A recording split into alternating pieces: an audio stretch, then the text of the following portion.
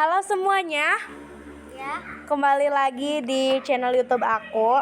Kali ini waktu itu kita udah sudah pernah menceritakan tentang ajudan tampan Pierre Tendean. Sekarang kita akan menceritakan ini juga masih korban G30 SPKI, yaitu Maijen MT Haryono. Ya, oke.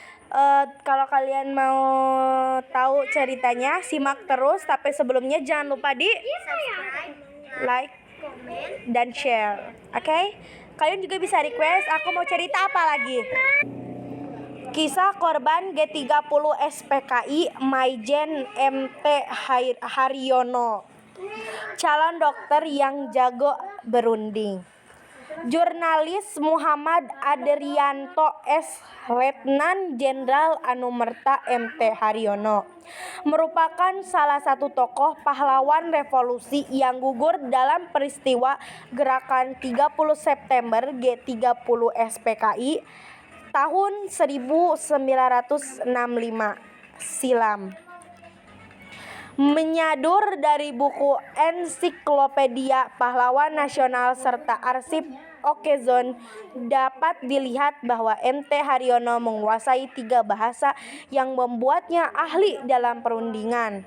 MT Haryono dilahirkan di Surabaya pada 20 Januari 1924. Saat periode pendudukan Jepang, ia mengikuti pelajaran pada Ika Daigaku, sekolah kedokteran di Jakarta.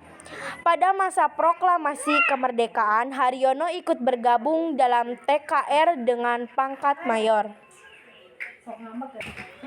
Karena pandai berbahasa Belanda, Inggris, dan Jerman, MT Haryono ikut dalam berbagai perundingan antara Indonesia dan Belanda atau Indonesia dengan Inggris. Tidak hanya itu, dirinya juga memiliki perawakan yang tenang serta pembawaan bersahaja, membuat dirinya sebagai aset utama Indonesia dalam berunding. Ini juga baca juga Letjen Suprapto, ex-ajudan Jenderal Sudirman, penentang angkatan kelima bentukan PKI. Salah satu perundingan termasyhur yang melibatkan peran MT Haryono adalah Konferensi Meja Bundar KMB pada tahun 1949, di mana dirinya ketika itu menjabat posisi sebagai sekretaris delegasi militer Indonesia. MT Haryono pernah menjadi sekretaris delegasi RI dan sekretaris Dewan Pertahanan Negara. Kemudian menjadi wakil tetap pada Kementerian Pertahanan urusan gencatan senjata. Ia kemudian menjadi atase militer RI untuk negeri Belanda 1950 dan sebagai direktur intendans dan deputi 3 Menteri Panglima Angkatan Darat 1964. Menjabat posisi Menpangat ketika itu, pemikiran-pemikiran MT Haryono kerap berseberangan dengan gagasan-gagasan yang dilontarkan oleh Partai Komunis Indonesia (PKI) yang saat itu memiliki pengaruh cukup besar di tengah masyarakat. Oke guys, ini udah ya cerita kisah korban G30 SPKI Maijen MT Haryono.